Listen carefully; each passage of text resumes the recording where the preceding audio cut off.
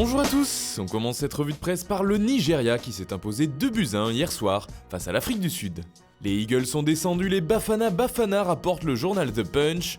Ils se qualifient donc pour le dernier carré de cette CAN 2019, à l'instar du Sénégal qui l'a emporté 1-0 contre le Bénin, peut-on lire sur le site CNews. Ce soir, les deux derniers quarts de finale opposeront l'équipe de Madagascar à la Tunisie et la Côte d'Ivoire à l'Algérie.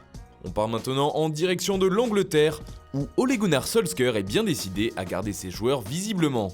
Manchester United et son coach ne vont pas se laisser intimider et ne vendront pas Paul Pogba. C'est ce que le technicien norvégien a affirmé à son joueur, comme le rapporte le Daily Mirror. Des explications qui ont certainement lieu suite à la sortie très offensive de Mino Raiola concernant le départ de son client Pogba. Le Daily Star aussi en fait sa une. « Tu ne peux pas nous malmener », titre le tabloïd anglais. En Espagne, le Barça accélère sur le dossier Antoine Griezmann. Selon le quotidien Sport, c'est direct à Barcelone. Le joueur attendrait pour le moment à Ibiza que sa clause libératoire soit payée et il ne répondra pas à l'appel de l'Atlético pour reprendre l'entraînement. De son côté, le Barça travaillerait en coulisses pour que l'attaquant français puisse rejoindre le club lundi et commencer ainsi la pré-saison avec le reste de l'effectif. D'après Mundo Deportivo aussi, c'est la dernière ligne droite dans le dossier Griezmann. Le Barça réglerait les derniers détails pour pouvoir payer la clause et celle-ci pourrait être levée dès demain. On part maintenant en Italie où le cas Gonzalo Higuaín fait couler beaucoup d'encre.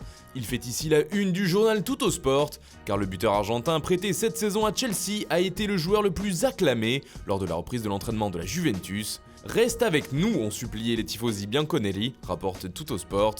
Le coach de la vieille dame aussi apprécie le joueur comme il l'a déjà déclaré, mais les dirigeants, eux, veulent s'en séparer.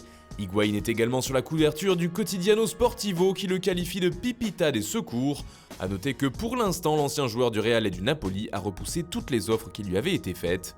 Il souhaiterait prouver qu'il peut évoluer sur le terrain avec Cristiano Ronaldo. Toujours en Italie, la Gazzetta dello Sport parle aussi de ce jour de reprise à la Juve, mais surtout de l'assaut final de l'Inter sur Manchester United pour Romelu Lukaku. Les négociations pourraient avancer plus rapidement puisque les dirigeants lombards se déplacent en Angleterre afin de discuter directement avec leurs homologues mancuniens.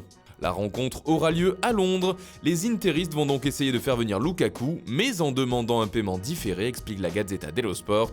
Selon le journal, l'attaquant belge est évalué à 75 millions d'euros par les Red Devils.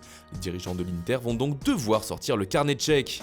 Enfin, on termine par un autre club transalpin, le Napoli. Dans les colonnes du Corriere dello Sport de ce jeudi, c'est le président napolitain en personne qui s'exprime, Aurelio De Laurentiis. Ce dernier donne quelques informations intéressantes et s'explique sur les différents joueurs visés par Naples. James Rodriguez, Rodrigo de Valence et Icardi.